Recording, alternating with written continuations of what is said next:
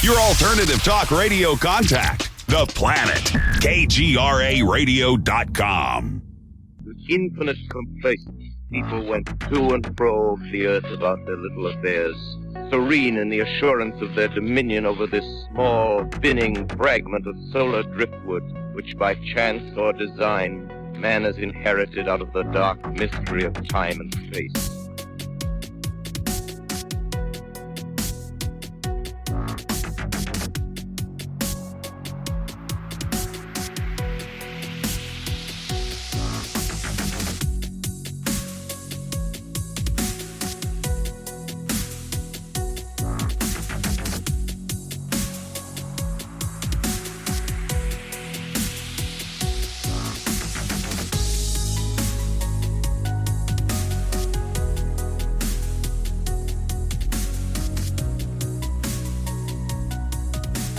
I know that we've been talking for a while, and you've actually sent me very interesting videos, which will let everybody know where they can see those if they wanted to check those out, including some recent stuff from your home, but we'll save that for a little bit later. But I know that you said that you've pretty much had experiences since you were very little, like around 3 or 4, right? Yeah, the very first experience I had, I was between the ages of 3 and 4. My parents were going over to look at a house that they were interested in renting. And one of the things about this house was that the front bedroom and the back bedroom, you could go through the closet of one room and come out the closet of the other room. And my brother and I just thought that was the coolest thing ever. Right. So when the landlord was, showing my parents around, my brother and I, we were playing, like running through the closet, coming out the other room, circling through the bathroom, and just, running circles, through this thing. And we did this a couple of times. And at one point we happened to look up and realize that there was the entrance to the attic in the second or the back bedroom. Mm-hmm. And we didn't know what it was, but we were sitting there going like, what is that, And no sooner than we said that, there was a very distinct male voice that said, "Get out of here." And it was just like an old man, like trying to scare some kids out of his yard or something. Mm. But, it wasn't like a spooky, "Ooh, get out of here." Nothing like that. It was just, "Get out of here." And I mean, we hauled ass out of that bedroom. I would have too. And we ran to my parents, and we're just frantically trying to tell them, what had happened. And, they were telling us to hush, because the adults were talking. But the landlord was paying attention to what, we were saying. So he goes to investigate. And this attic entrance, it didn't have like a pull-down ladder or anything like that. It was one where you had to get a ladder and climb up it yourself. So basically it was just a piece of plywood that covered the hole. But he got a ladder, he climbed up there, he looked around, he looked all through the house. Cause I think his concern was that since the house had been vacant, that maybe, someone had snuck in and was camping out in there and just happened to be in there while he was showing it to us. But he found no signs of anyone there. Mm. Was that a relief, or then at that age are you kind of going, well, okay, but we still heard it, so what the heck's going on? Right. And I mean, my parents ended up renting the house anyway. So it was interesting, but I mean, there wasn't, there was a couple of other things that happened there, but nothing that was like super, freaky, or that I would call paranormal. Right. That actually physically happened in the house. Now, I did have an experience at that same age in the Ponca Theater. That is, I grew up in Ponca City, and you can leave that in. It doesn't matter. But we were watching a movie, and it was at the very end of the movie. The credits started to roll, and my parents got up to leave. And I didn't realize they had got up because at that moment, from the side door, which would be like the exit going out of the theater, these men, and there were probably 10 or 12 of them, in red robes were coming through that door and walking up the side of the theater. Mm. And I'm just watching it. They didn't have, anything like any hoods or anything like that on. It was just these red robes. And I'm sitting there watching them, and then I hear my parents, my mom or my dad, call my name. And I turn, and I realize they're not sitting next to me. And then I turn, like around in my seat and realize they're halfway up the center aisle. And so I get up, and I'm going towards them. And as I do, I realize that those guys are gone. All of them, all 10 or 12 of them are just gone. They're all of them, every single one of them. And there was no place for them to go. What in the world? They would have had to, they would have had to have walked up the side wall and then come over to the center aisle, which, we were walking out of to get out of there. And there was just, they were all gone. What in the world was that? Who are those guys in their red robes? Yeah, I can't explain it. Or were they see-through at all, or these just look like normal people walking? That's why you were like, oh, look at those guys. They look like just normal people, and they weren't looking at anybody in the theater. It's just like they were looking down or kind of looking forward, but didn't acknowledge anybody in there. It was like I was just seeing something that nobody else was seeing. That I've never heard of that before. The whole red robe thing is very interesting. Right. It could have just been some residual something, right? You are in a theater, but to have that many of them is very interesting. Right. Yeah, and it is an old theater. It's been there since, I don't know how long it's been there, but it seemed old then. Right. But yeah, I couldn't see through them. They looked just as solid as a regular person. And like I said, and it's not like they were choir robes or anything like that. And even if they were, it's like, why are you coming through the exit door of this theater, at the end of a movie? Right. It didn't make any sense to me at all.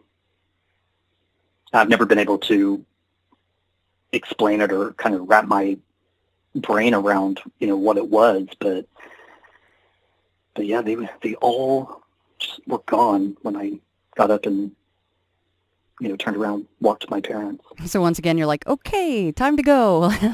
Let's head on out. Yeah. They were leaving anyway, but you're like, okay, let's get a move on quick. And at that age, I like I said, I was 3 or 4, so it was weird, but it didn't creep me out. Right, it didn't seem like anything creepy. I just can't explain where they went. Right. So, but the next, experience after that, we moved from the house where we heard the voice in the closet to a mobile home. It was a 2-bedroom, and this house had a lot of activity.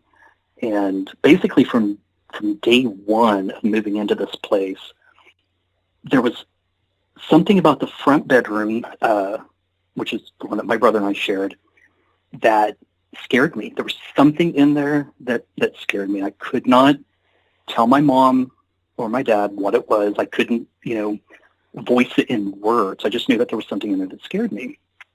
And every night when my mom would, put us to bed, I would just start crying.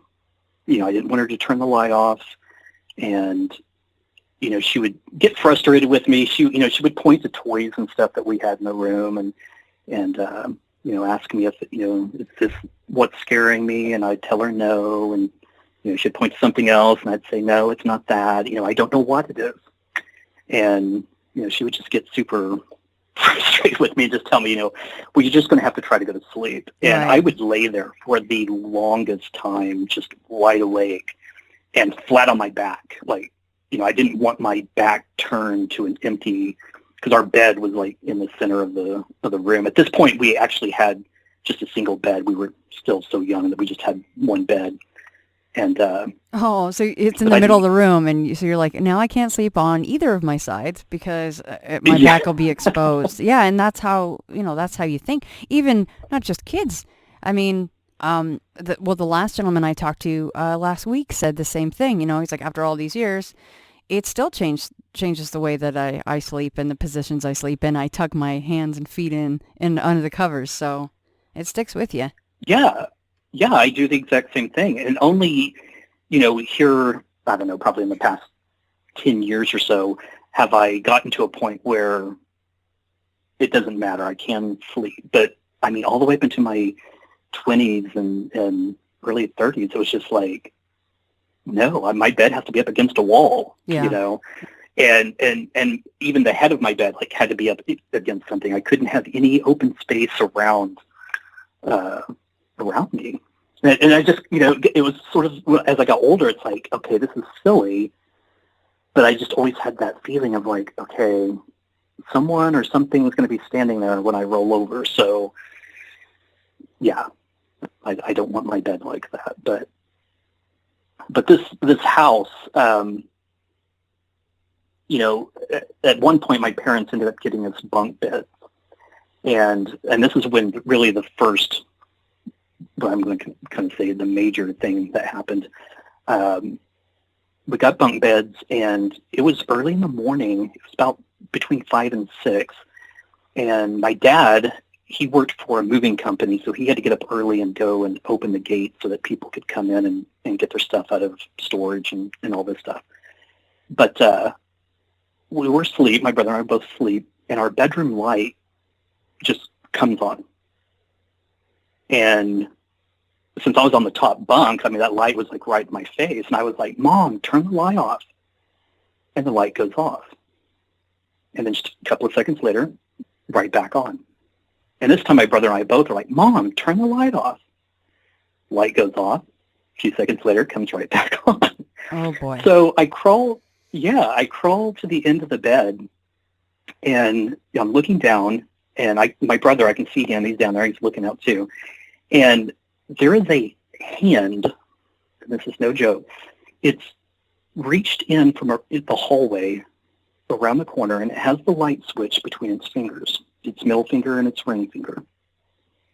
And, I'm thinking that this is my mom. And I'm like, Mom, turn the light off. So the light, or the hand, just starts flipping that light switch up and down, up and down, up and down, just over and over and over.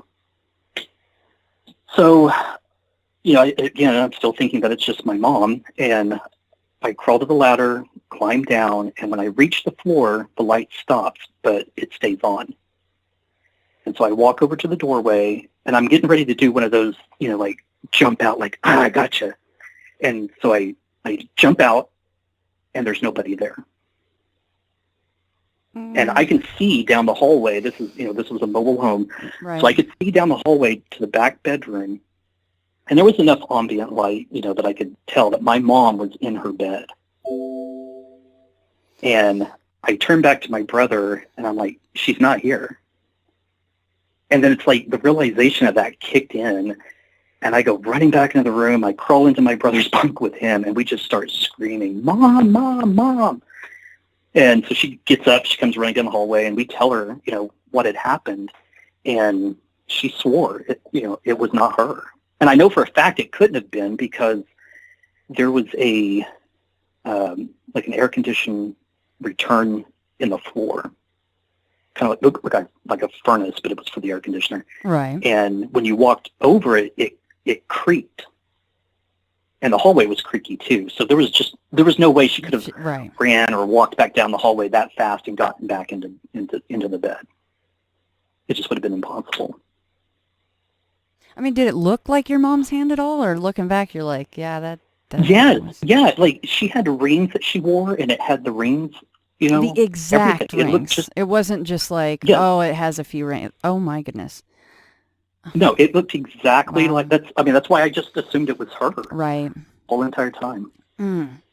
What in the hell? And I mean, yeah. And to this day, I mean, my brother and I still talk about this incident, and she still says it was not her. And I believe her. I mean, was it just the one time with the light flipping situation? Yes, that only happened one time. Wow.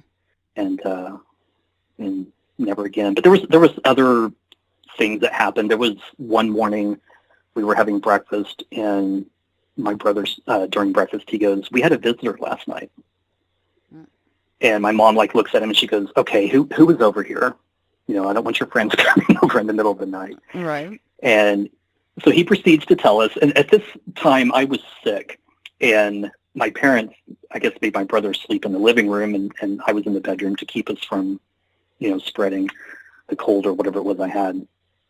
And so he was asleep on the couch, and it was storming that night. And he said he woke up because he felt cold. And so he reached up over the back of the couch to see if the window was open, and it was closed. And he noticed that there was a light kind of flickering, you know, down the hallway. And he assumed, I guess, that it was my mom or dad, that they had, you know, lit a candle or a flashlight or something. But he could tell that the light was coming, you know, down the hallway. So he just, you know, laying there watching. And he said that suddenly this man stepped out of the hallway, and he was full figured except from like the knees down. It was just like his legs kind of disappeared. So he was from the knees up, he could see him, but from the knees down, it was gone. And he said the man looked at him, points to the room that I'm sleeping in, looks back at my brother, and is still pointing like he's expecting him to do something. And my brother's just, you know, scared shitless. And you know, he's just sitting there watching. He's not reacting. He's not moving. And then he's like, you know, the guy points again, looks back at my brother, and then it's like he just gave up and turned around and walked back down the hallway, and the light disappeared. Oh, boy. You guys are both having some serious experiences here. So, I mean, how bad was that for your brother, though? That must have been a pretty bad one. Yeah, I mean, he was freaked out, and in the way he told it, you know, like we had a visitor last night. You know, yeah. It was like when he was telling us, it was like it was almost like he just the way he said that was like he was wanting to tell us, but he wasn't wanting to tell us at the same time. And how old are you guys at this point around? Boy, at this time we were probably, I don't know, maybe 8 or 9, somewhere around there, I would think. And what does your mom say about this now? This apparition with, you know, part of the legs gone from the knee down. What is she saying about this? I mean, she thought it was weird, but you know, at the same time, it was like she didn't really, I guess, believe him. I mean, which is, I mean, it sounds weird, but it, you know, it's like, I guess because, you know, she didn't see it or whatever, it was hard for her to believe. Right. But, you know, when you have one, or, you know, both of your boys telling you that they saw a hand flipping the light switch, and then one of them's telling you that they saw a guy coming out of the hallway, you would think, you know, she would start to go, okay, something fishy is going on here. Right.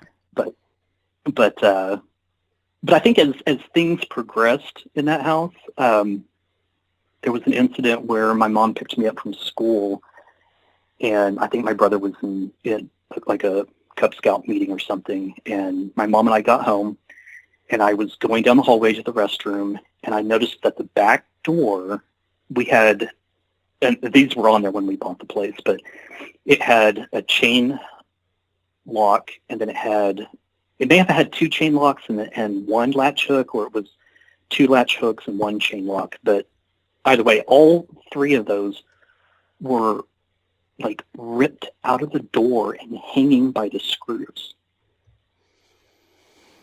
And the lock on the knob was still locked. And the door opened outward, so it's not like somebody could have kicked the door in and busted the locks off. And, you know, if somebody had been inside, it's like, why would you have kicked the door open? Why would you just unlock it and go out? So right, but everything else is hanging off. Yeah, and it was weird. And there was, you know, there was no dents in the door. There was nothing stolen. But it was bizarre that, you know, these locks would be just hanging by the screws. what is I mean, is that an intimidation move or just to mess with you guys? Or, I mean, what's the play here with that? That is also a very interesting aspect when I read that, is I've never quite heard of something just messing with locks and hinges and things and just letting those hang. Because it's very apparent when that happens, so it's not like you weren't going to notice.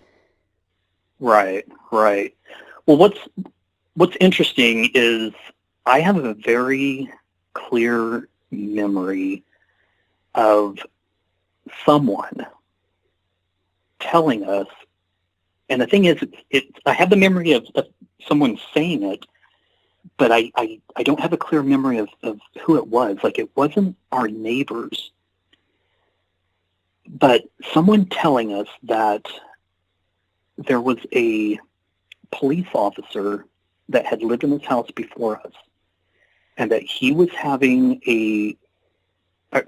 going through, a divorce or whatever with his wife, and she was trying to take their son. Mm-hmm. And he had supposedly held the kid hostage in the house. Mm. And that he had let the kid go, but that he had shot himself. Oh, geez. In the house. Well, that might explain the man that your brother saw then, huh? Yeah. But what's strange is I have this memory, but my mom doesn't remember this at all. Do you know? And I can't explain that. Do you know where he shot himself? Specifically where in the house? That I don't know. Yeah. That I don't know. But there was an incident one night. My mom, she was crazy about cleaning house and moving the furniture around and everything.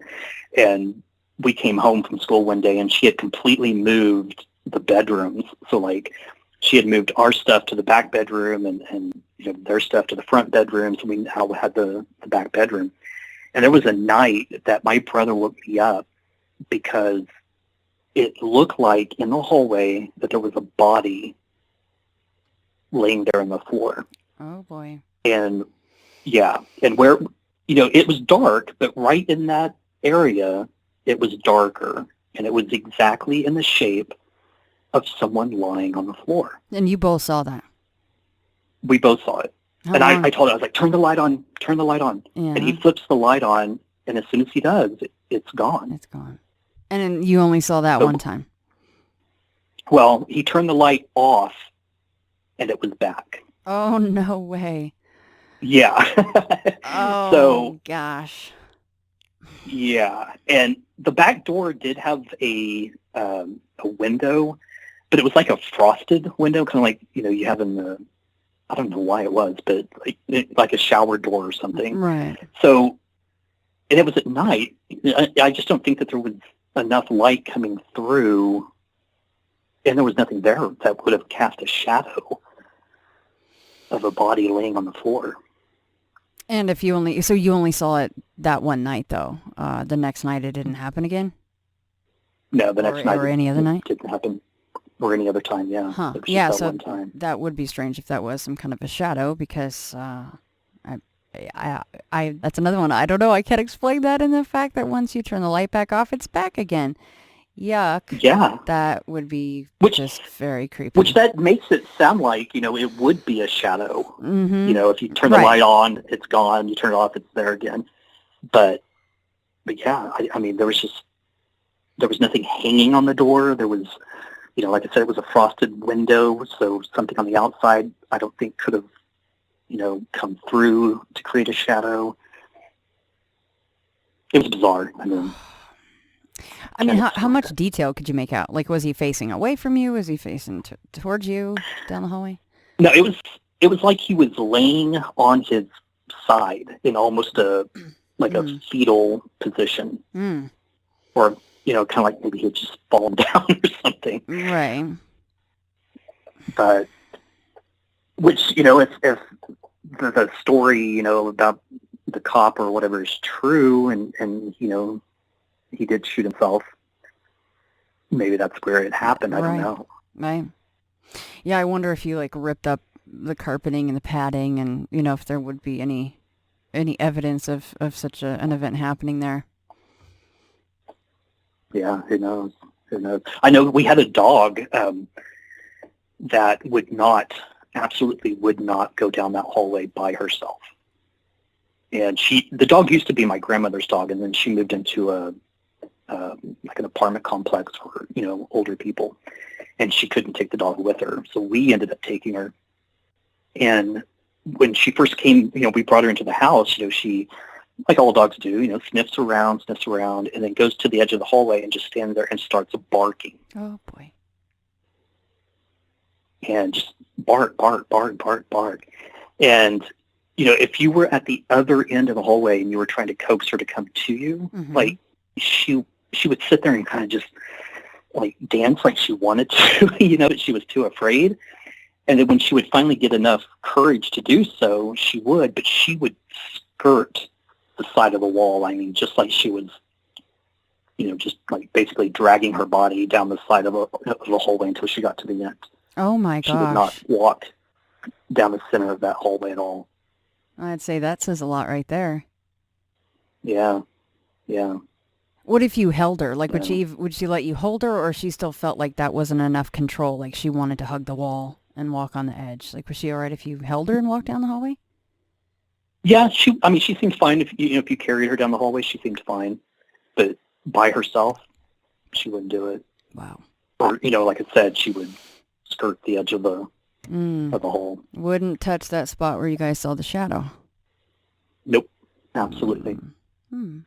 Absolutely. Yeah. There was, my mom one day received a letter from an aunt that we hadn't heard from in a long time. So she was excited to get the letter, and she put it up on a shelf because she wanted to show it to my dad when he got off work. We left, I think, to go to the grocery store or something. We came back, and the letter was completely gone. We looked everywhere. We looked to see if it had fallen behind the shelf, all over the floor. Mm-hmm. We scoured the whole entire house, but I saw her put it there, and she knows she put it there. But, I mean, it was gone. Even when we finally moved out of that place, we never found it.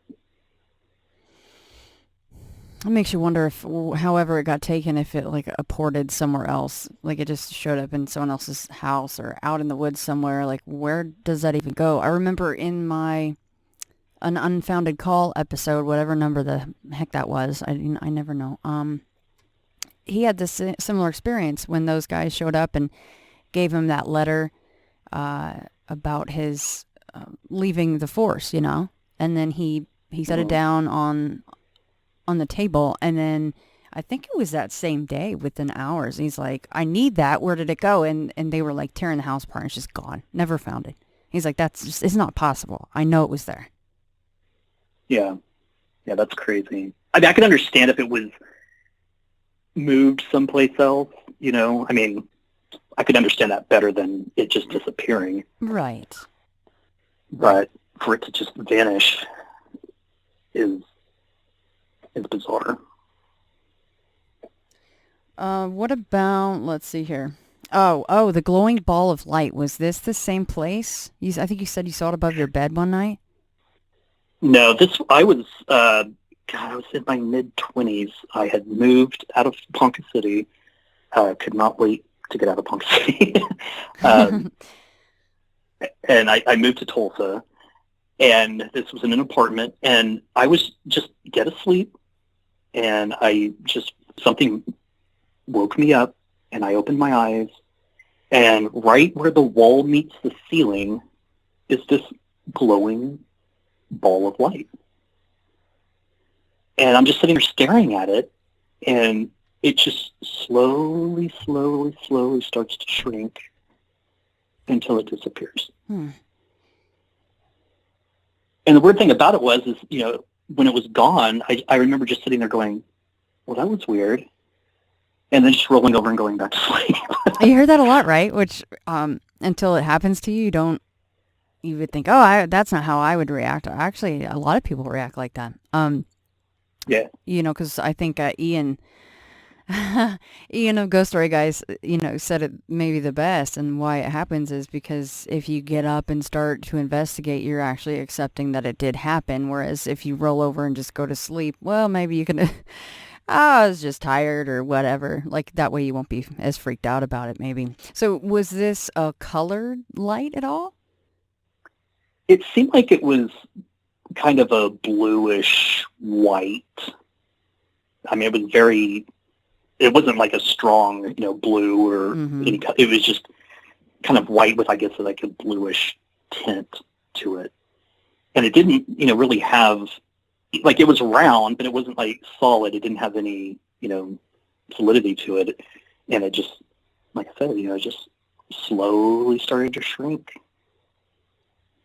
And then was there any sound at all with that? Nope. No sound, no nothing. It was very bizarre. What about the incident? Because I want to... this freaks me out because I just saw on that TV show Paranormal Caught on Camera, some guy was filming his bed, and there was something that looked like a little cat or a little dog running around under his sheets. And it was running kind of fast, and he'll take his hand and he would smack the bubble under the sheet, and it would be gone.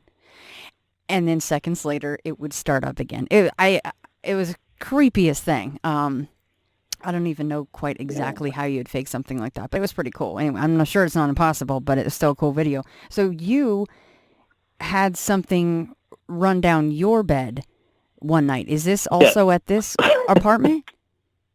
Nope, this was a different place. Holy cow. It feels like almost every place I've lived in. Except for we had bought a house one time. It was brand new, and I don't recall anything ever happening there. But this night I was asleep, and something woke me up because it felt like something was like right next to my head and staring at me. And so I woke up, and as soon as I did, you could just feel it. Like the whole entire bed shook, and you could just feel it. Like it was just running down the center of the bed. And I mean, I jumped up and I started looking around because I'm thinking, oh God, it was just a rat or, did something, get in here or what, And I mean, I turn the light on, I'm looking around and there's nothing. But I mean, you could just feel it as it ran down the center of the bed. I mean, almost, I know it sounds weird, but it almost felt like it was like a tiny person or something, just like I woke up and I startled it, so it took off, running. Oh, God, that's even worse. I don't know why, but that's just, like it's just hanging out up there. And then, right, no, yeah, absolutely. That's what I would think, too. Like, oh, I noticed it noticing me, so now it's going to take off. Ugh. Yeah. And it was just like, and I could feel like you could tell like it started from where my head was and then ran down the center of it, and it freaked me out because it was like, what is it doing up near my head? What was it doing right. while I was asleep? That whole entire time. Oh my God! Did you feel the bed like the depressions as it ran down? Yes, feel the vibration of it running down the bed. And no evidence once you got up and turned the lights on as to where it went, what it was, anything? Nothing at all. And that also only happened one time? Just thankfully. That one time. Thankfully, right. Yes. That one... But, after that... that one may top. It was hard to sleep after that. Yeah. Because I was... It's just that, like the next night I remember laying in bed and just kind of looking around the room, keeping, sleeping with one eye open. But it never happened again after that. I'm just thinking of all the little troll stories I've heard over the years from people, and just like, what? Exactly. Yeah, what the hell was it doing up there? How long had it been there? Why? Why is it there? Yeah, exactly. How long was it sitting there just staring at my head, Yeah, right. Not that I'm saying it's a troll. That's what pops into my head. You had that one camper guy on one of John's stories, his stranger Bridgerland, the troll that was watching the guy, and he's like, "Oh, I'm not seeing this." Rolls back over, goes to sleep, and then he's out in the woods in a sleeping bag by himself, and then the troll had come in and grabbed his book at some point in the middle of the night, which means that it was right next to his head. No, thank you. Mm-mm. Yeah, that was a creepy story. I remember that one. That's what my mind jumped to when you said that, because so it was was there like a headboard to where it could have, like, where the hell did it come from? Was your head right against the wall? What was the setup of the bed, just to try to get that? It was just the wall. There was no headboard. Okay. So it was just the wall right there. Mm. Mm. And there was no window or anything like that, on that wall. So it was just the bed pushed up against, the wall there, but there was no headboard or anything like that. Yeah, I don't like that one. No. No. Where it came from, I don't know. What it was, I don't know. Yeah. But like I said, it felt like a little person or something, that just got freaked out because I woke up and took off. Oh, that's the worst part of that whole thing. I'm sorry. That's just not right. Yeah. I want to touch really quickly. I want to go touch back on that, the mobile home that we lived in, where we saw the hand and all of that. Well, even though my mom, didn't really experience anything, other than the letter disappearing and, seeing the locks on the back door, it was during the time that we lived in this house that she developed a severe case of anxiety. And it was almost like it happened overnight. And this is a woman who, she could go. It didn't matter, go shopping, go do whatever. But it was bizarre for my brother and I, because she would just like come up to us out of nowhere and just give us a hug and start crying. We'd ask her what was wrong, and she'd say, "I don't know." And it got to the point where it was so severe that she didn't even want to leave the house. Oh, jeez. Yeah, and it was, and like I said, it seemed like it just happened so suddenly, like, like almost just overnight. Like one of our neighbors that lived close to us was talking to my mom about, we should start going for walks in the neighborhood and, try to slim down and blah, blah, blah. And my mom's like, "Oh, yeah, that sounds great." And it was just like when the day came, my mom didn't want to go. And our neighbor was knocking on the door, and my mom's like, "Tell her I can't. Tell her I'm sick," or oh my gosh, whatever. She was just in a panic. She didn't even want to go walk around the neighborhood. And she still, to this day, has anxiety. But she's better. She can go, out by herself or whatever. But she will occasionally have these periods where she starts to feel panicky and wants to get back home. Jeez. So when she would hug you and cry, and you'd ask her what's wrong, what's going on, she has never once told you exactly why she would be crying? No. Nope. And I've even said to her, I was like, don't you think it's a little strange that, all of this anxiety and stuff came on when we lived in that house? Yeah. And she'll just say, "Yeah, it's a little strange." But she won't go into any, it's like she almost just doesn't want to talk about it, or even associate anything to that. It's bizarre. I just think it's weird that it happened there. Right, because it almost seems more like some kind of an something oppressing her in that situation, because you'd think if she was seeing things like you guys were, or having those kind of experiences, even if it's just auditory, that honestly she would probably want to be out of the house more instead of staying in the house. Right. And for her to be that sad all of a sudden too is very strange. Here's my take on it, and I haven't said this to her, but this is what I'm thinking.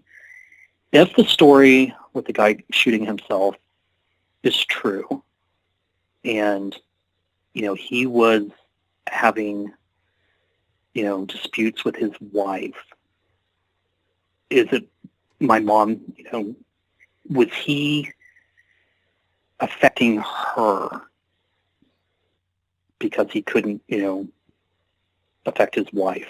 Right. Like, was he draining her energy? Was he keeping her a prisoner in this house like he was trying to keep his son? And, Right.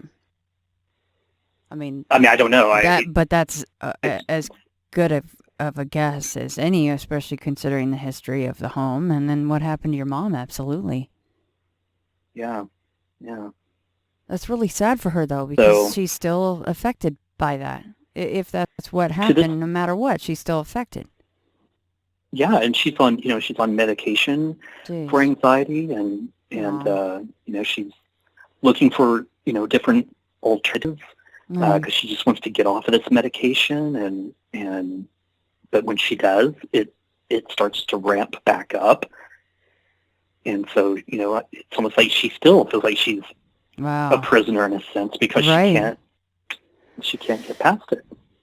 Have you ever, and it can be very difficult to talk to, parents about this kind of thing. I know firsthand. I mean, are you able to say something like that to her? Like, gosh, Mom, I mean, maybe you have some kind of a weird attachment, from that home that we lived in. Like, what if we could try, I mean, whatever, to try to remove it, or, I don't know. I mean, that's a very difficult thing to bring up, of course, but. Yeah, my mom and I are very close, so, I think she would be willing to try anything at this point. Yeah. But it seems like here recently she's going through periods of questioning spirituality and feeling confused, and I don't know if it's just because she's getting older and, a lot of people go through that, but right. It's like she goes back and forth, on things. So, there's times that, I think I could bring it up to her and she'd be open to it. And then there's times I think if I brought it up, she would be kind of closed off to the idea. Right. And even those of us that talk about this stuff, we have probably days like that too, where somebody would be like, well, maybe you have this or this. And we're like, no, that's silly. It just depends on the person and the situation. And like you said, just how they're feeling that day. I mean, maybe if she gets to a point where if she is searching, for her own answers and spirituality, maybe that will bring her some relief somehow. Yeah. Well, and I was thinking about this the other day too. I actually started going through a period of almost the same thing, where, I used to love to go to school. I loved being with my friends and all that stuff. This was still in grade school. But I went through a period where I absolutely did not want to go to school. Mm-hmm. Did not want to, leave. And I don't know why. It was like nothing happened. No kids had made fun of me or anything in school. No teacher had gotten on to me for anything. There was no reason for it. It's just, I suddenly just had this panic. I don't want to go. Well, I mean, you definitely seem like a lightning rod for a lot of this stuff, and the fact that you've gone to all these different places and you have all these experiences except for the one, which I find very interesting, because, I mean, does that mean at that point you were just closed off to it, or that you were actually 100% in a house that had zero anything to interact with someone that is more sensitive to this stuff? That's really interesting to me. There's one place that you didn't experience anything. But also, obviously, you were able to fight off whatever these oppressive feelings were that were kind of going on. But, your mom, unfortunately, hasn't been able to do that. Yeah. Well, I think it was not it wasn't too long after I started having those, feelings of not wanting to leave that we did end up moving into a brand new house. Okay. So okay. I don't know if I was really able to fight it off or it was just me being able to get out of there Right. way early, and my mom, being a woman and this guy as it's happened, and if he just had a hatred towards his wife and he was affecting my mom, I don't know. And how long were you guys in that mobile home then? We lived there from, I was probably 5 or 6 when we moved, and I think I was around 12 or 13 when we moved out. Okay. So you were there for a substantial amount of time. Yeah. And, and like I said, just to witness my mom going through that change, it was just like, she felt helpless and we felt helpless because it's like we didn't know what was wrong with her or how to help her, and to have your mom just come up and hug you and start crying, it's like, you don't know how to how to deal with that, being a kid. Right. And especially when she can't tell you what's wrong. It was just, I felt, and I still do to this day, I feel very bad for her going through that because it was very severe. Yeah. Very severe. And I'm sorry, but was your dad then already gone at this point, or was he still there? No, he was still alive at that time. Okay. Yeah, he passed away in 2007. Okay. But was he in the house with you guys? I mean, what was he saying about this change in her? I think he didn't even really know how to accept it either. I mean, I'm sure it was frustrating for him, Yeah. I think we were still too young for him to really, have a conversation with, us about it. And my dad was he didn't talk about his feelings. His dad passed away when he was 15 or 16, and he basically had to grow up fast and, had become head of household and all that. And, he was just very closed off with his feelings. So even whatever he may have felt then, I'm sure he just kept it to himself. And Garrick, are you okay to talk about what happened the night that your dad passed and what you saw? Yeah, sure. The night that my dad passed away, my brother and I were standing, right next to his bed, and I had my hand on his leg, and the lights were off, but the door to the room was open, so there was just a little bit of light coming in from the hallway. And we're sitting there, and all of a sudden, this shadow just comes sweeping across the wall. And my initial thought was that it was a nurse coming in or something like that. And so I turn, and it's the way that the room was set up, even if someone had come through the door, it wouldn't have caused a shadow there where we saw it. But I turned to it, and my brother goes, "You saw that too?" And I said, "Yeah." So we both saw it, and it was just like a sweeping arc of the shadow just coming across, and then my dad died. I mean, like shortly after you saw that shadow? Probably within 5 to 10 minutes after that. Oh, wow. Yeah. But and I thought about this the other day too. What was interesting when my dad was in the hospital, there's a couple of interesting things that happened. I was going up to visit him, and I had got on the elevator with this woman, and we didn't say anything to each other, but she got off on the floor before I did, she off the floor below the floor that my dad was on. But when she got off, she turned around, looked right at me, and waved. It was a weird wave, but it was like how a kid waves, not like taking their fingers and moving them up and down. just like a little child. She just Mm-hmm. waved at me until the door closed. Mm. And I thought, God, why did she do that? That would have creeped me the hell out. You know? Oh my God. No. Yeah, because I mean, she didn't Oh. say anything to me. She turned around and just waved. And Yeah. she was an older woman, you know. Oh It no. was just bizarre. I am picturing that. That is creepy. Yes.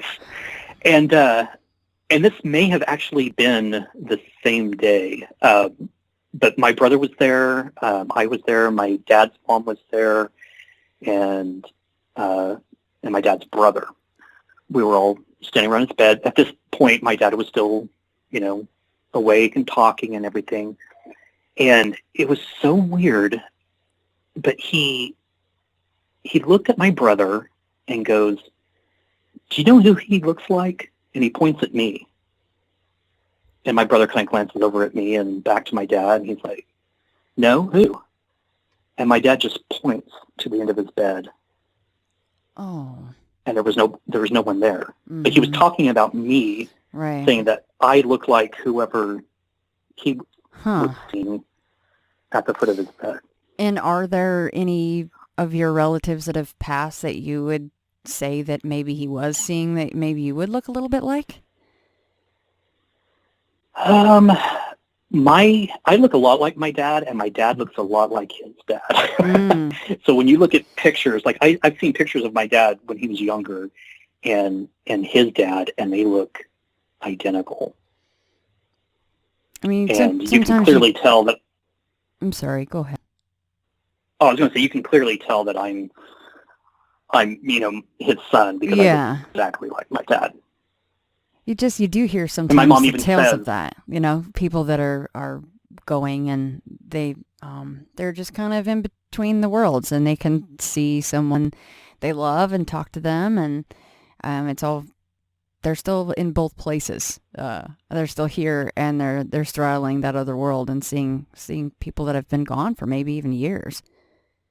Yeah, exactly. And I thought about, this too. My dad's brother, or one of his brothers, died when he was 19, and it was the same year that I was born, so it was in 73. Mm-hmm. He was, the cops had picked him up some night for something. I don't know if he was drinking or what he was doing at 19. Yeah. But they put him in jail for the night, and they claim that he hung himself in his jail cell. But there's no way that he could have gotten himself into the position that he was and up as high as he was to have done it himself. Mm. So there's always he been the died. question of... Yeah, very, very suspicious circumstances there. Yeah. And so I don't know, and I kind of resemble him too. So I don't know if Right. that's who my dad was seeing, or maybe his own dad was standing there. I don't know. Wow. So, you look like, who you look like? Him. Oh man, and points down to the empty end of the bed. Yeah. Yeah, my brother and I both, glance down, and then we both look at each other like, okay. Right. Right. But he didn't, he was still coherent. I mean, he seemed like he had all of his, faculties together, and, it doesn't seem like he was doped up on anything. He seemed like he was altogether there.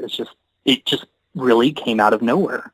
And was that in fact that same day that he ended up passing that night then, or was this an earlier day? No, this was an earlier day. It was probably about it's probably about 3 or 4 days to maybe even a week before he actually passed. Yeah. That one gave me chills. Yeah. I mean, the shadow people stuff is always creepy, but they're really so prevalent everywhere, in homes and hospitals, in the woods sometimes. That those things those don't really creep me out anymore. I do like to hear about it, of course, because it's just another piece to the puzzle. But even that shadow of basically the body in the hallway also seems very different to me than what you saw on the wall in your dad's hospital room. And I don't know why that. It just seems very, very different to me. Well, it does to me too, because I mean, the shadow in the hallway, the shadow seemed solid in the hallway, but the shadow that we saw in the hospital, like, it clearly just seemed like a shadow, like you could see through it, and it just swept across the wall. It was just, like it was actually, well, I guess, the shadow would be on the wall. So yeah, it was just actually, on the wall. But I know what you mean. Yeah, because across. sometimes you hear of 2D or 3D shadows, a 3D like interacting with its space, whereas a 2D would almost, you'd have to feel like it would have to be on a wall or something. But at least you and your brother both saw that, right? And that must be a relief. You're like, okay, good, we both saw that. Yeah. And the weird thing, too, is when it was sweeping across the wall, it was sweeping towards my dad. Oh, yeah. So, yeah. And for us to both see it, it was just right. like... But, after my dad passed away for probably a week or better, I would see, like in my apartment, like flashes of light, just kind of in my peripheral vision, and I would look and there'd be nothing there, and then it would happen again. I kept thinking, okay, is this my dad? And I just happened to be at my brother's one day when he was recording. I don't know why he was doing this, but he was, I guess he had read somewhere or something about where you could record a conversation that you were having and play it backwards, and you could get like hidden messages or whatever out of your recording. So that's what he was doing. And I wasn't even aware that he was recording us until he stopped and played it back.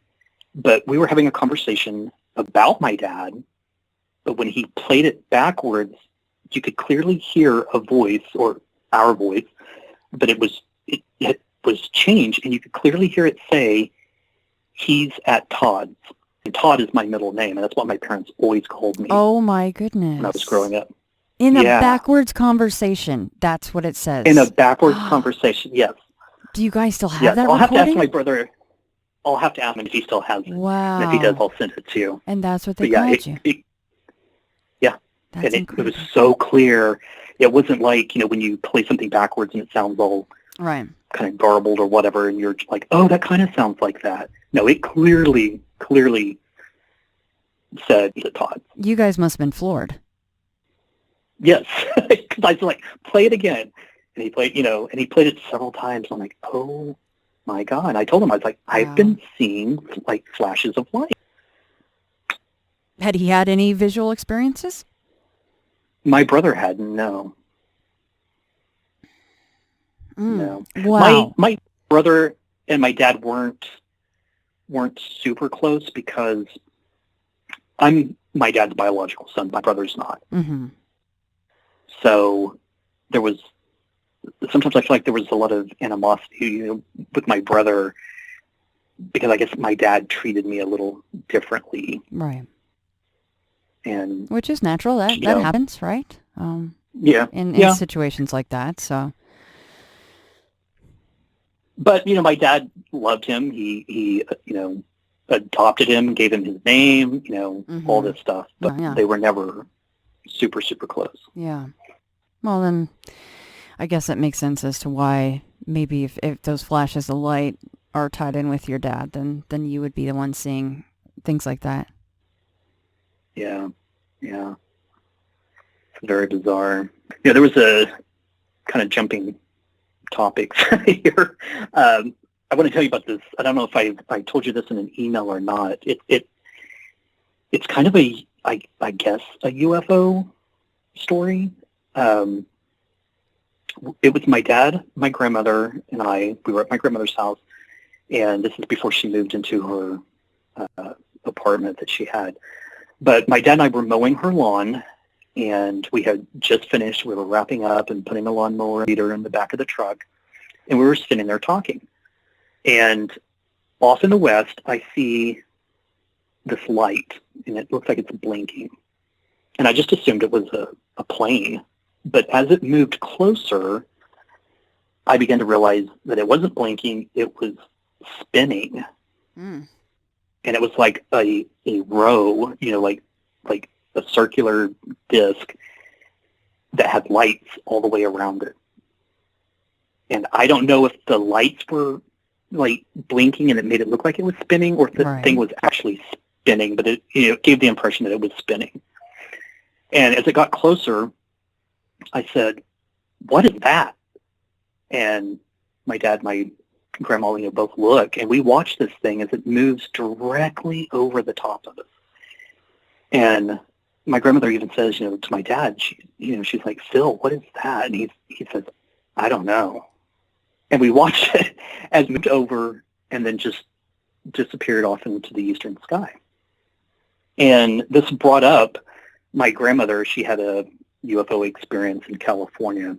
And so, she brought up that experience again, and she started talking about it. And as I'm sitting there, listening to her, I see the same light again off in the western sky, and it's coming towards us again. And I go, "There's another one." But this time it's moving over. My dad said that the lights were saying something. And my grandmother and I are looking at him like, the cheese just slid right off his cracker. Right. And because there was nothing, there was no words, there was nothing. These were just lights. But he's like staring at it, and he goes, "Yeah, it's saying something about a motorcycle for sale." What? Yeah, and we're like, "What are you talking about? Like, there are no words on this thing." And it was just bizarre because, he was seeing something completely different than what my grandmother and I were seeing. Wow. Yeah. What the hell? And talking about a motorcycle. Yeah. So when you guys were like, what do you mean? Did he expound upon that at all, or? Yeah, he was just like, it's someone trying to sell a motorcycle. Wow. Be a hell of a motorcycle, I think. Well, exactly. And I've done research, for if there were any type of I was 9 or 10 at the time, so this would have been 82 or 83. Mm-hmm. And I have not found any sort of aerial craft plane of that type that would be completely round and, have any sort of, digital display or anything like that. Right. That would, and if we're trying to sell a motorcycle, like, why would you spend the money for fuel and whatever it costs to fly this thing, to advertise, just put it in the paper or something. Well, and so then, that being said, yeah, it's a great point. So wouldn't your dad be like, why is this thing up in the sky, mentioning motorcycles for a motorcycle for sale? Like, what was the post reaction there from your dad? Or was he like, "Oh, okay, that was weird. Let's just go on with our day"? Yeah, he literally, that was it. It was just like, that was logical to him, that it was a plane, it was advertising. Wow, okay. Gotcha. And even afterwards, like many years later, I brought it up to him again, and I was like, "Hey, you remember that time that thing flew over?" And, and he's like, "Oh yeah, the advertising plane," and he even said it again, advertising plane. Okay, right. I have never seen anything like it. But I brought it up to my grandmother too when I was older. I was like, "Hey, you remember that incident?" And she said, "Yeah." And she goes, "I don't think your dad was meant to see that." Mm. And I said, "Yeah, I don't think he was either." Right, because to him it was something very just kind of, it was kind of abnormal, but it was it was obviously more normal than what you and your grandma saw.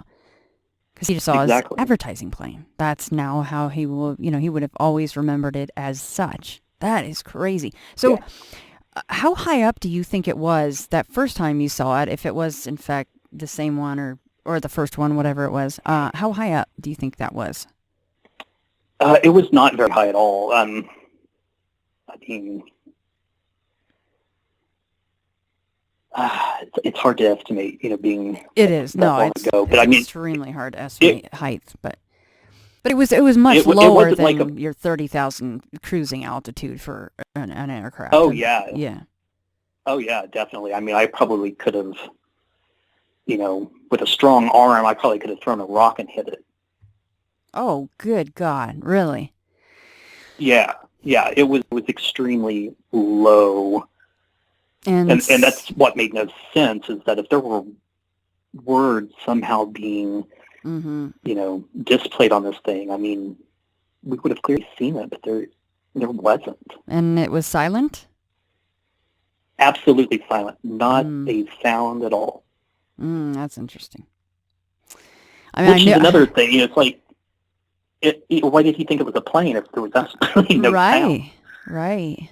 And that's funny because maybe he did hear something. Maybe it made him hear something. Obviously, it looked different to him, so maybe it had a sound to it for him.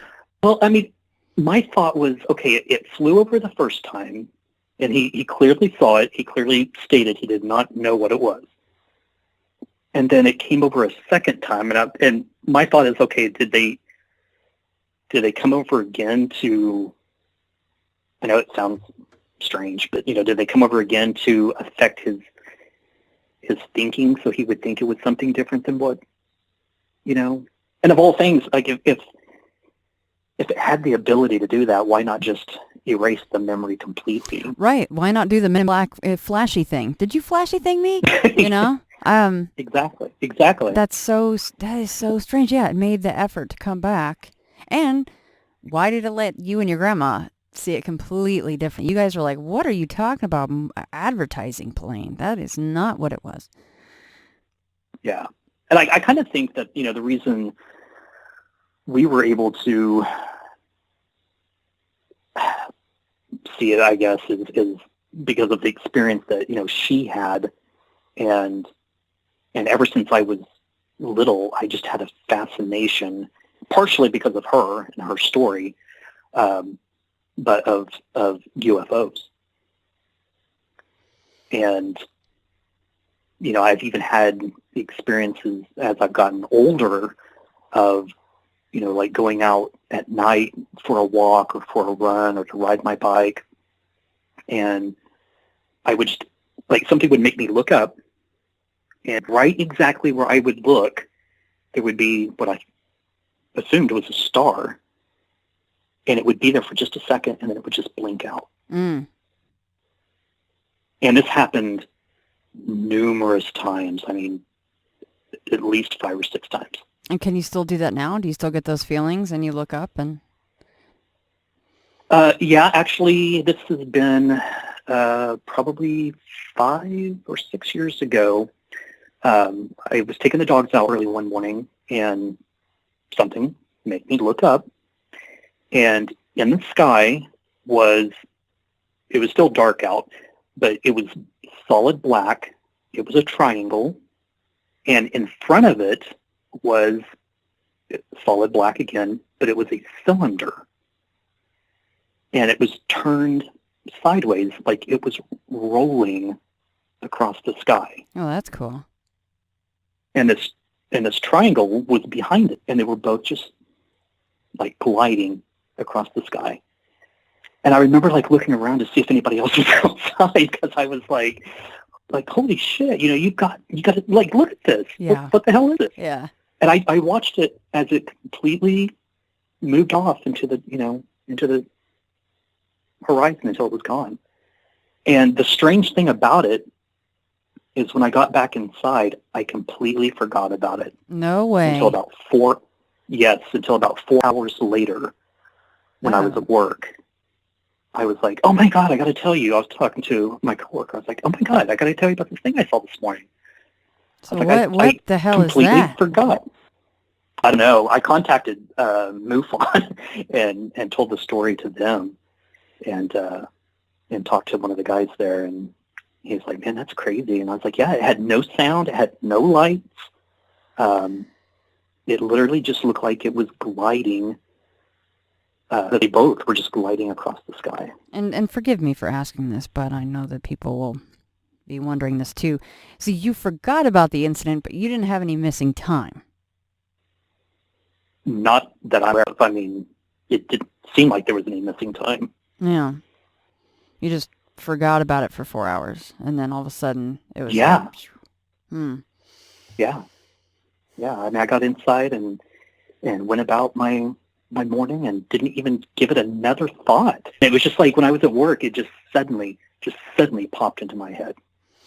So now some of the videos that you sent me, maybe, because you're running the gamut here with a lot of this phenomena, and you sent me the picture of that goblin-looking creature, which is just, I don't know what to make of that thing. That thing looks so creepy and crazy. And then the rods, which I find the whole rod phenomena very fascinating.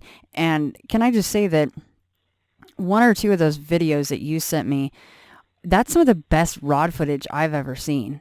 And I'll make sure to put that in the show notes so everybody can check those out. But, okay, so let's talk about this, if we could, just for a little bit here, about some of the things that you've captured on video. Like, why were you videotaping? Or once you kind of happen to see a couple of these things, you would start to video all the time? Like, how does that happen?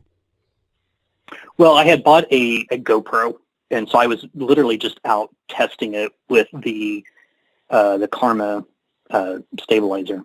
So I was just out walking through the nature trails, just recording, just trying to see if I could remove the bounce that you get when you walk in video. And so it was only after, going back and reviewing the footage that I just happened to be watching it right at that moment when it zipped by. And I was like, well, what was that? So I just went frame by frame by frame. And then that's when you could tell that it was clearly a rod. It was, I don't know how long you would say it was actually. It almost looks like it's bigger than a foot. Yeah. That one, I would say it's maybe even 16 inches long. But it looks like a flying stem from a rose. Like, it literally looks like it has, thorns. Yes. And I was recording it at 60 frames a second. So, even if it was a bug, I don't think it would be as clear as that is. It's extremely clear.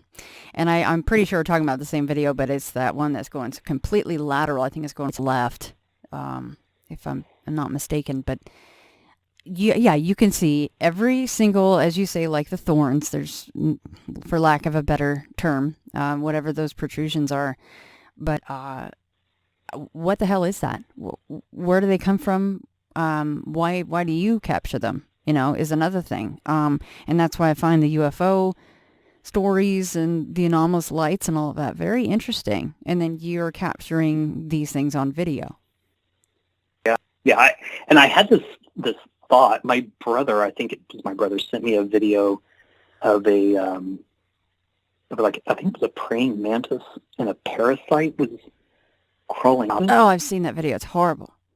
Disgusting. Yes. Like and that so I started tapeworm thinking, thing. like, yes, like, what if these things were like flying parasites? How scary that would be. God, you'd be out walking and this thing could fly right into you and you'd never even know it. You would think a bug was crawling in your ear or something, and I mean, I'm not saying that's what it is, but it was just a weird thought that I had, that these things are flying so fast, and it clearly, it's clearly long. It's.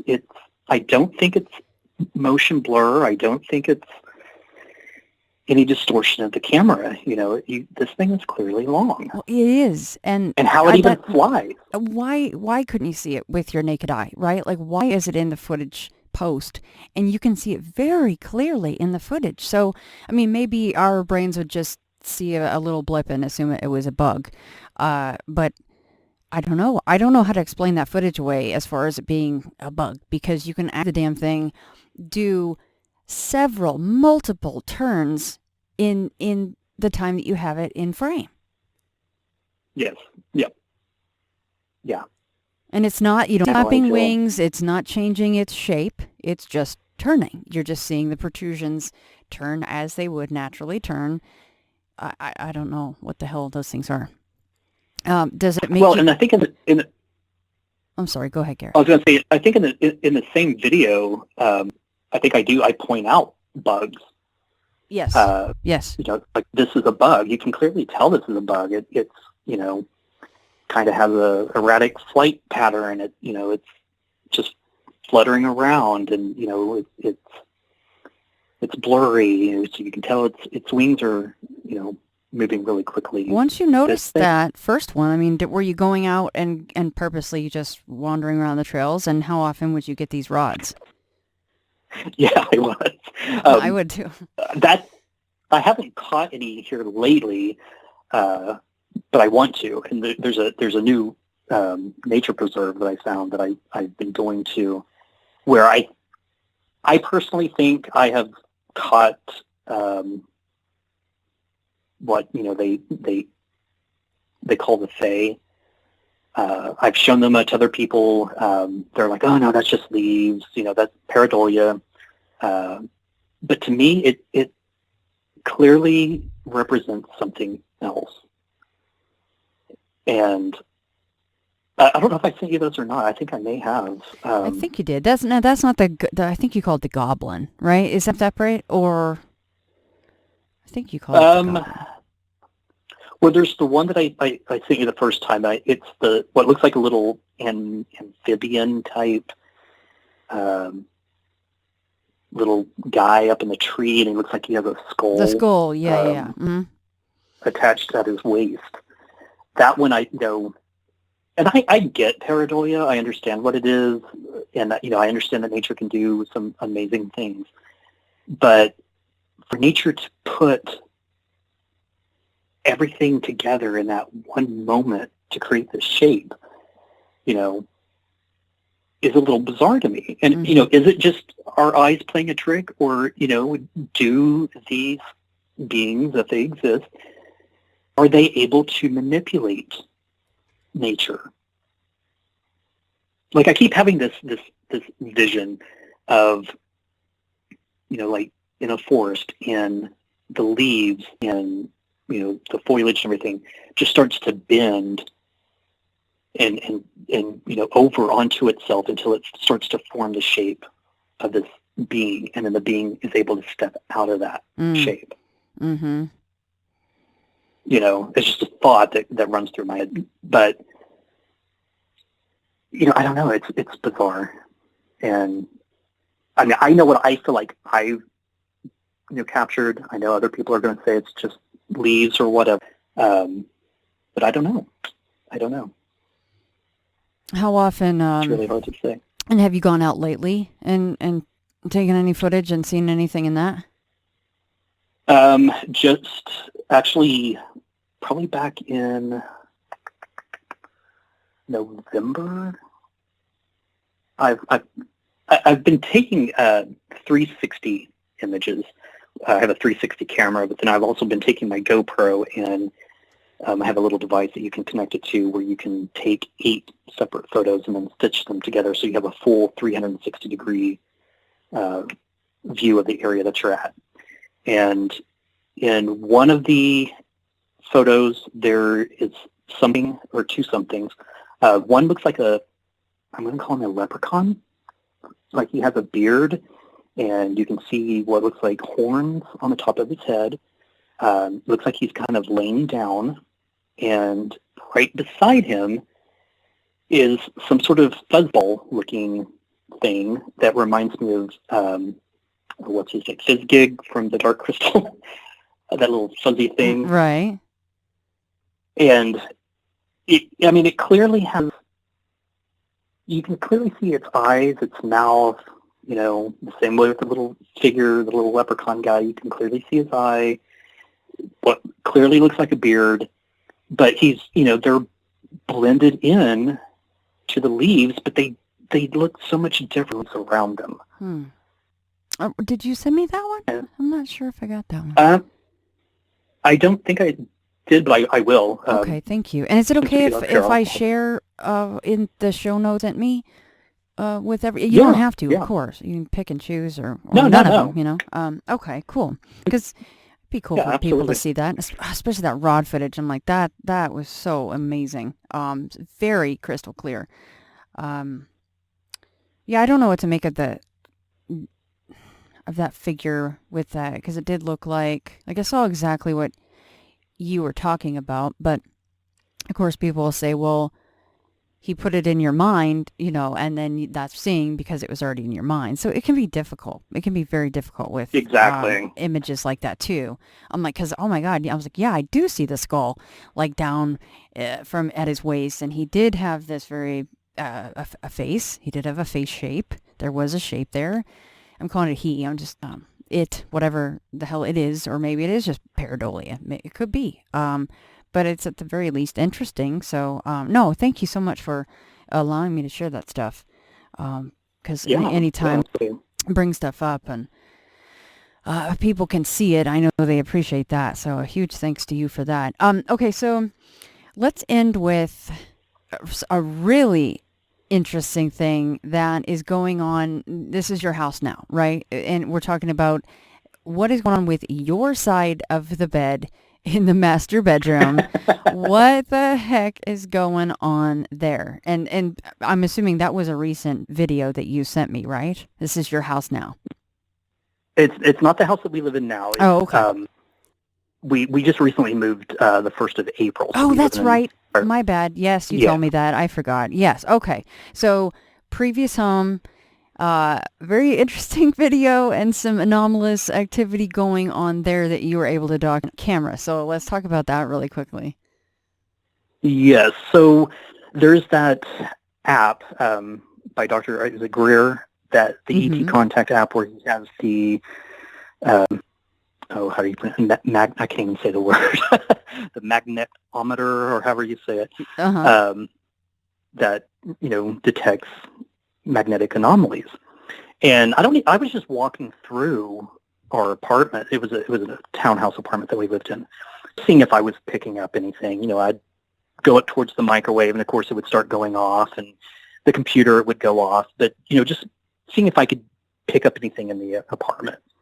And I just happened to pass over our bed, and the thing just starts going crazy. And I'm like, what the hell? So I step back, and it stops. And then put it right over the mattress. It's off again. There's nothing in our mattress. It's a memory foam mattress. There's no metal parts in the mattress at all. So I don't know what would be causing this, but I moved around to the other side of the bed where my husband sleeps, and it doesn't do it there. It's only on my side of the bed. Yeah, and it's so cool because you're documenting this on video, and it clearly shows it going nuts on your side, and the other side, nothing. Zero. Nothing at all. Yeah. And it's, like our kitchen in the apartment is below, but it's just weird that it would be that section of the bed. Like I even put it underneath and along the side, and it doesn't go off. So even under the bed, it's not going off? It's not going off. No way. I didn't know that. Oh, because if you take an EMF meter, and I have, actually I got that app once you told me about it just to try it out. And then I have an actual EMF meter as part of my quote-unquote ghost hunting kit. And, you have to be right up basically next to a microwave, even when it's going, like it's running. And then it'll spike, of course. Or you take it next to your Wi-Fi, it'll spike. But what the hell is in the middle of just your side, by the way, of a memory foam bed to make that go off? And, why I brought that up was I tested the app, and then I tested my actual EMF meter. And they both had the exact same readings. So, as far as, it's an app. I mean, yeah, it's an app, but I will say, at least from my perspective, it was pinging and reacting exactly the same way as regular handheld separate EMF meter. Yeah, that's crazy. Well, and what was interesting with the app is I'm holding it over the bed, and it's going off. But then when I drop it onto the mattress, it starts just shrilling this high-pitched screeching sound. Yeah. And I'm like, oh my God, I'm going to destroy the speaker in my phone, Right. And, and you move it all up and down the whole entire length of my side of the bed, and it's going off. And I think I told you this. I was talking to a friend of mine, and she said, maybe you're leaving some kind of residue, which I thought was interesting. But I'm like, I don't know what kind of residue. Oh, well, right. And you had me cracking up in the email. You're like, oh, I knew I had a magnetic personality, but gosh, But that is interesting, though, right? Because, I mean, that's the way you have to look at this, because let's face it, look at all the things that you've experienced in your life. So, I mean, most people like myself, they'll just have like one experience, maybe two experiences, and either terrified by it or they go and it ruins their lives in a way, like they're just obsessed by it, maybe she's spot on with that. I don't know. Yeah, it's very possible. It's very I showed it to my husband, and he was like, okay, that's a little, he's not, he has no interest in the paranormal whatsoever. I think it really scares him. I think it frightens him. And does he know most all of your stories? Yes. Yeah. And he jokes around, and like when we're with our friends or something, if I bring it up, he'll kind of jokingly roll his eyes like, okay, here we go again. Right. I mean, does that bother him now to see that video? And he's like, okay, I don't want to know, that now it's, you're showing me something at a place that we were sleeping, and it's kind of, I mean, does it weird him out, or he's like, just like, oh, whatever, here he goes again? Well, I think it weirds him out even more since he's had that apartment. He had, like, I guess the only way you could really say it was like a sleep paralysis incident. Yeah, where he felt that somebody was in the room, but he couldn't move. He couldn't call out for me.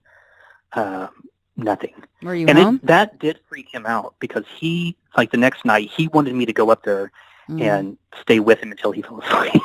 So you were home, like you were downstairs or something, and he couldn't call out to you?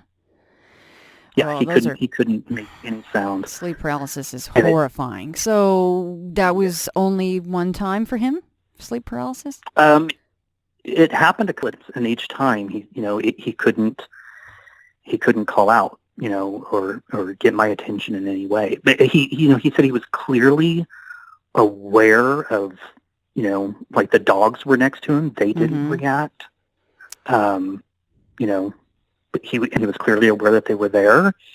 He's like, I was awake, but I could not move. And he goes, and it literally felt like somebody was in the room with me. Each time. Like that was where the fear came from. Mm-hmm. Yeah. Those are horrible. And I had started to think that, that there was nothing, that this was one of the first places that, I had lived other than that new house where nothing was going on. And then it gradually, this incident happened. And then there was one night when I was downstairs, and I clearly, heard my husband coming down the stairs and him say, you know what? I said, no, what? And then there was no reply. And I was like, babe, did you say something? Nothing. So I get up and look, and he was still upstairs in the restroom. But I clearly heard him say, you know what? Yeah, and you know your husband's voice, right?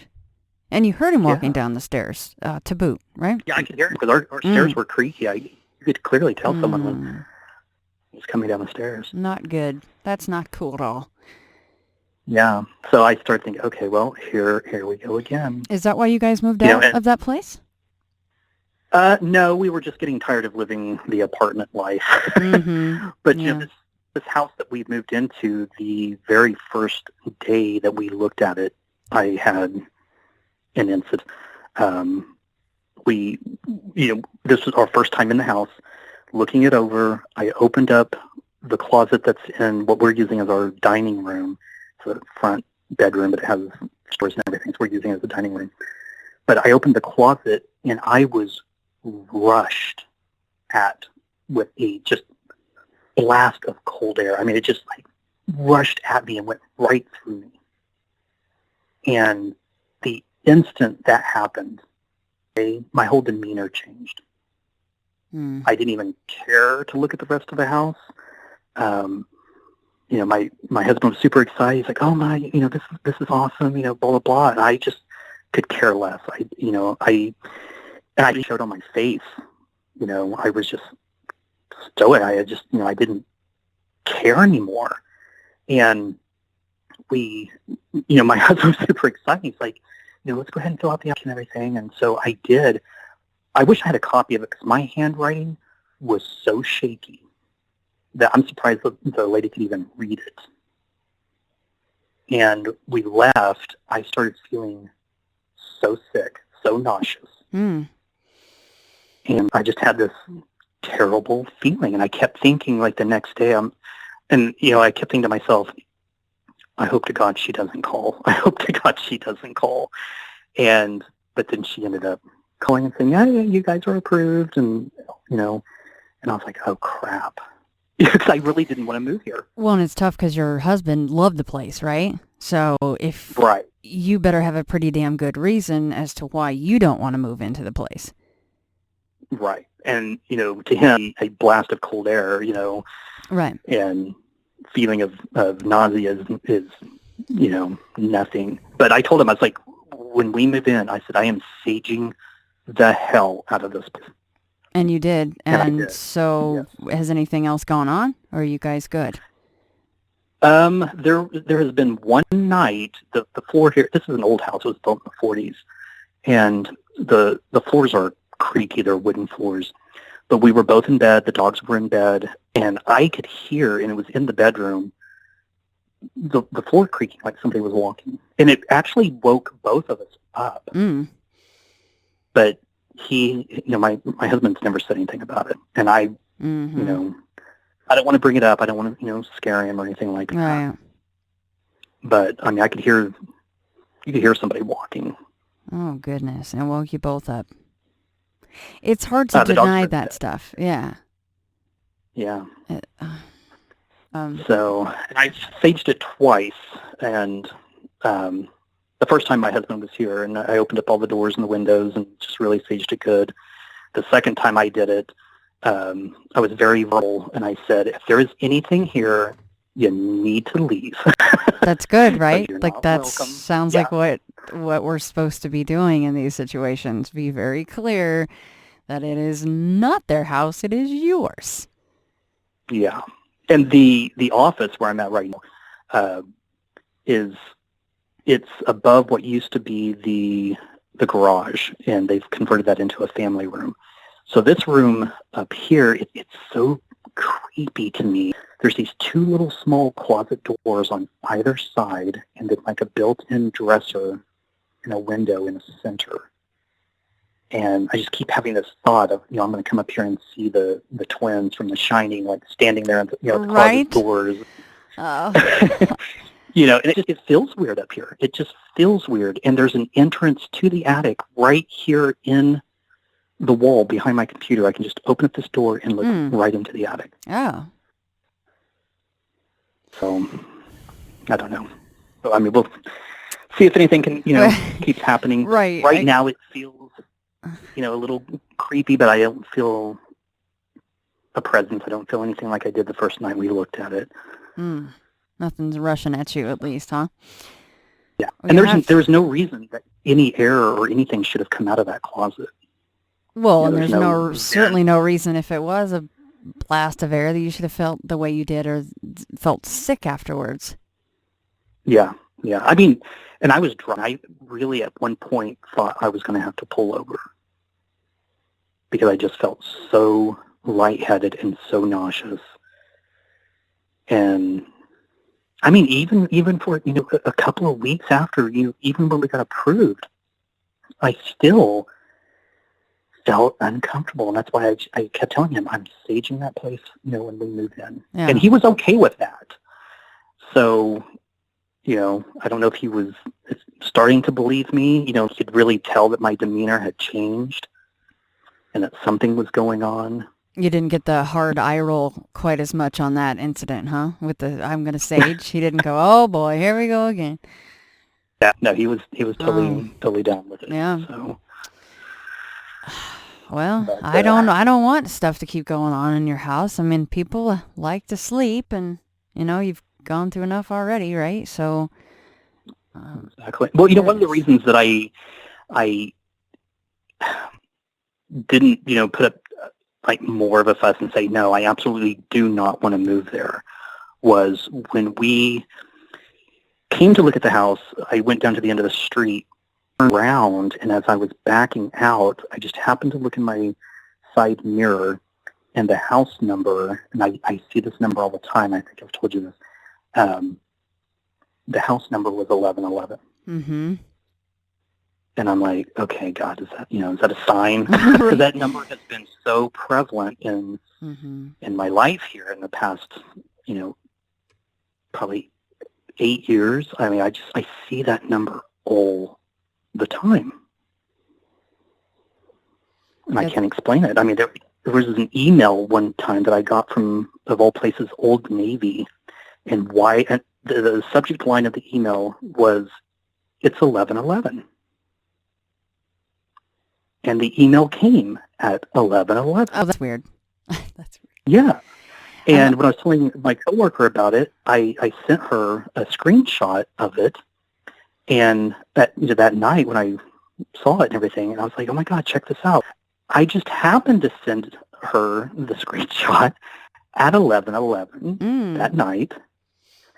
And it just happened that it was the, when you send an attachment or whatever, it'll say like 11 of 11 or whatever, and that's what it said, 11 of 11. And I've been telling her this stuff, and she's just like, oh yeah, whatever. But that night, when all of these 1111s were appearing, she's like, okay, you need to go see an exorcist. And I'm like, just stop right now.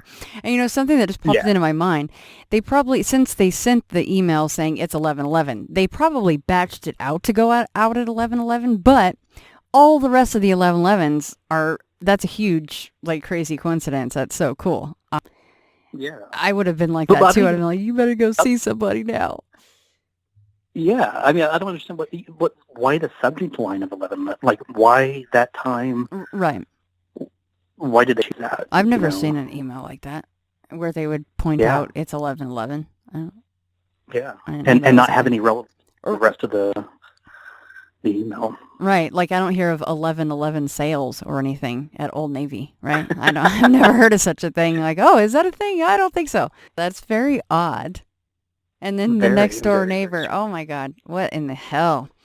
Garrick, you got some cool stuff going on. I mean, some of it's terrifying and sad, of course, and I'm not trying to make light of all that side of it, but when I saw that mattress video, I was like, okay, that's pretty cool and very weird, and I love it. That was very anomalous activity going on with that. I don't quite know what the hell to make about the mattress thing.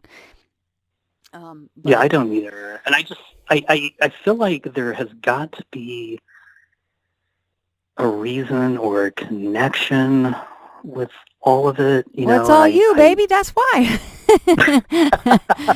We solved it. Okay. We don't know why, but yeah, I mean, I guess I didn't realize, maybe you did put that in email. I just forgot that, I put it under the bed and it doesn't even go off under the bed. I mean, that under the same side. So it was very strange.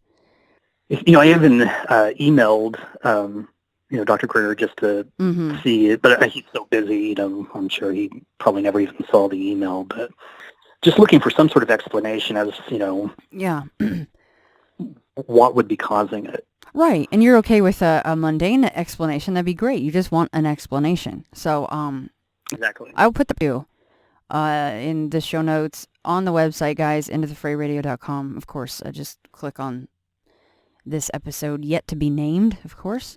But but once it's up, all of that will be underneath the episode on the website. So, Garrick, thank you for coming on to talk with me about all this stuff. And of course, if anything else happens, keep me in the loop. And I'd love to know any updates on you and your husband and what's going on. Yeah, absolutely. I appreciate you having me on. Oh, no problem. A lot of those I didn't quite, I wasn't expecting. I didn't know about the UFO story and all that. So thanks for sharing all the extra goodies with me. Oh yeah, absolutely. And there's more. So really, we'll have to. Yeah, I mean, there is more. So. All right, maybe we will have a part 2, because I have a feeling that things are probably not done for you at your new place. As much as you probably don't want to hear that, but I mean, let's face it, you've been having experiences since you were 3 or 4, so chances are there's probably more to come. So yeah, let's do a part 2, and we'll give things a little time to see if they are in fact done over there, or if there's more going on with footsteps and all that oddities you've got. Yeah, absolutely. I'll keep you in the loop and let you know if anything else. I'm hoping not, but if it does, right, absolutely. Yeah, your home is supposed to be your safe place, and you did the right thing by saging and telling them, "Hey, it's my damn house. Leave us alone." All right. Good. I agree. Well, thank you so much, and you guys have a wonderful Wednesday out there. You too, and thank you again. Absolutely. Bye-bye. Well, I'm so-and-so. I was given this name by my parents. I've been to such and such a college. I've done these things in my profession. I produce a little biography. Buddha says, forget it. That's not true.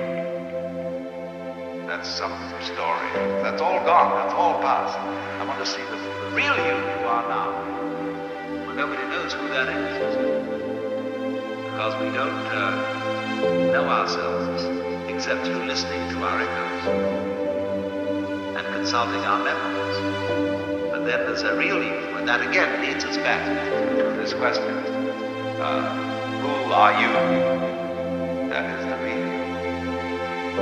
We shall see how they play with this exam by the koans to get you to come out of your shell and find out who you really are.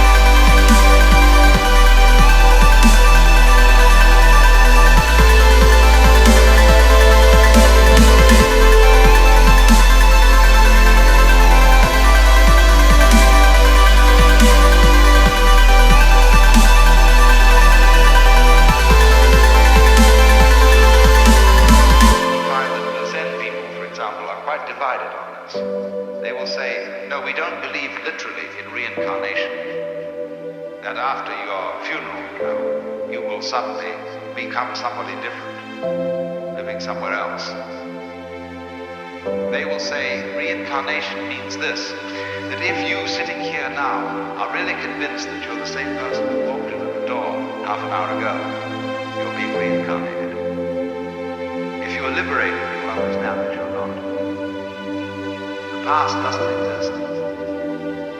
The future doesn't exist. There is only the present. That's the only real you that there is. The Zen master Dogen put it in this way. He said, the spring does not become the summer. First there is summer, and then there is spring.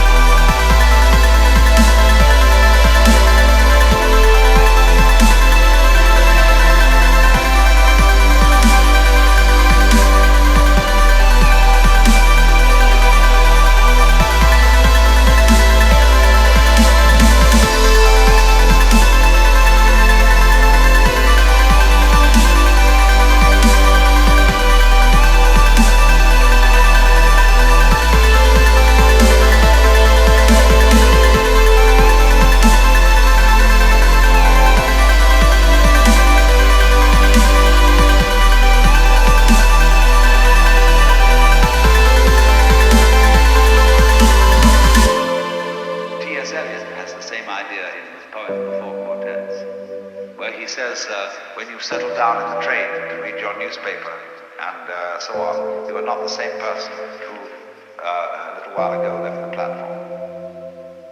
If you think you are linking your moments up in the chain. And this is what binds you to the wheel of birth and death. But when you know that every moment in which you are is the only moment, this comes into Zen. A master will say to somebody, get up and walk across the room.